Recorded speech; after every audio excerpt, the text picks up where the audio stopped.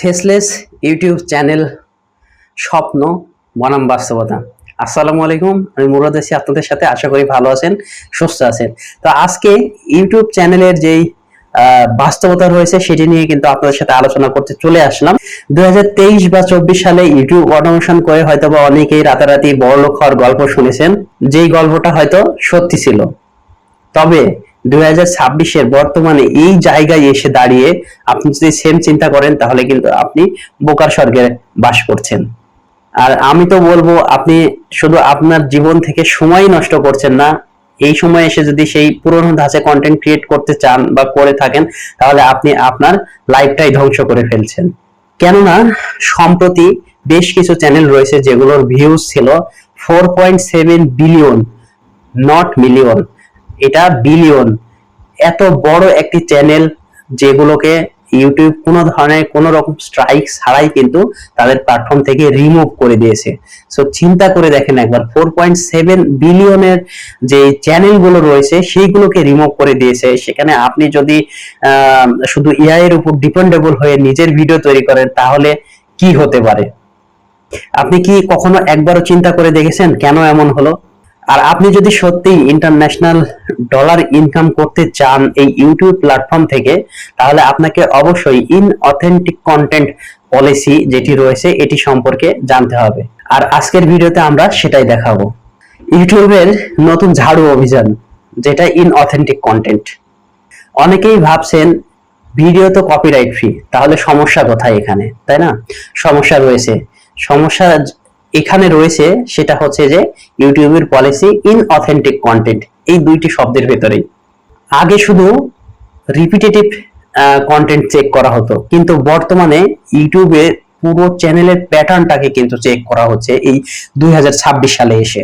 এখন আপনি যদি এই সময়ে এসে স্ক্রিপ্ট জাস্ট এআই দিয়ে লেখে, 11 ল্যাবস দিয়ে ভয়েস ওভার করে এবং ক্যানভা থেকে স্টক ইমেজ গুলো ইউজ করে আপনার ইউটিউবে ভিডিও দেওয়া শুরু করেন, তাহলে কিন্তু আপনি মনিটাইজেশন তো পাবেন না।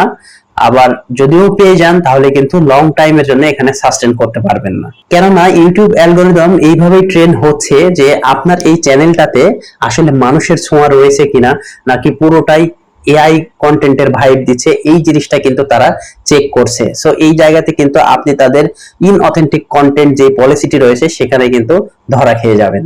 যখন একটি ইউটিউব চ্যানেলের থাম্বনেল, ভয়েস ওভার, ভিডিও, সমস্ত কন্টেন্ট এআই ডিপেন্ডেবল হয়ে যায় বা মেশিনের মতো মনে হয়, তখন কিন্তু ইউটিউব সেই চ্যানেলটাকে একদম পুরো বন্ধ করে দেয়। কারণ এখন মনে রাখবেন, ইউটিউব শুধু কিন্তু ভিডিও লেভেলে চেক করছে না, এখন ইউটিউব পুরো চ্যানেল লেভেলটাকেই বিচার করছে। এখন অনেকেই প্রশ্ন করবেন, তবে কি এআই ব্যবহার করব না? অবশ্যই করবেন। কারণ এআই ব্যবহার করে আপনি এখান থেকে আইডিয়া নেবেন। এআই কে কখনোই আপনার মালিকের জায়গায় বসাবেন না, এআই কে অ্যাসিস্ট্যান্ট হিসাবে রাখবেন সব সময়। আর বাকি কাজটা, সিদ্ধান্ত নেওয়ার যে ব্যাপারটা, সেটি কিন্তু আপনাকেই নিতে হবে। এছাড়া কিন্তু আপনাকে এআই যে রিপ্লেস করে ফেলবে এই জিনিসটা আমরা শুনে আসছি, সেটাই কিন্তু হবে।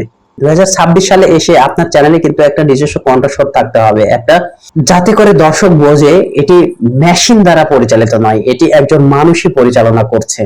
আপনি যদি আমেরিকান ট্রেডিশনাল টপিকে কন্টেন্ট তৈরি করে তাদের সাথে বিট করতে যান বা তাদের সাথে লড়াই করতে যান, তাহলে কিন্তু আপনি পারবেন না। কারণ তারা কিন্তু নেটিভ, আপনার সাথে কিন্তু তারা সেই টার্ম গুলো বা তাদের নিজস্ব দেশে কি চলছে, কোন কন্টেন্ট গুলো বেশি ট্রেন্ডে রয়েছে, এইগুলো কিন্তু ভালো বুঝবে আপনার চাইতে, এবং তারা কিন্তু খুব ভালোভাবে ডেলিভার করতে পারবে সেই জিনিসটা। কিন্তু আপনি একজন ফরেনার হিসাবে সেই কাজটা কিন্তু করতে পারবেন না। তাই আমার মনে হয় যে তাদের সাথে বিট করাটা কিছুটা বোকামি লং রানের জন্য।